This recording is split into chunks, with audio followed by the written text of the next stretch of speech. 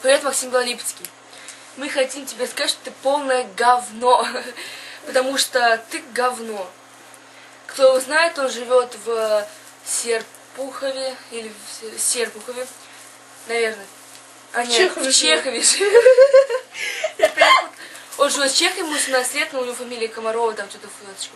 Так вот, мы узнали твою тайну, почему ты ушел с кадетки. Потому что ты полное говно. Во-вторых, потому что нам уже сказали, что тебе там залупу в рот сували. Ты такой ужасный, у тебя музыка говно. Ты страшный. Так. Все девочки, с кем он встречался, не буду говорить, кто это, не хочу их позорить.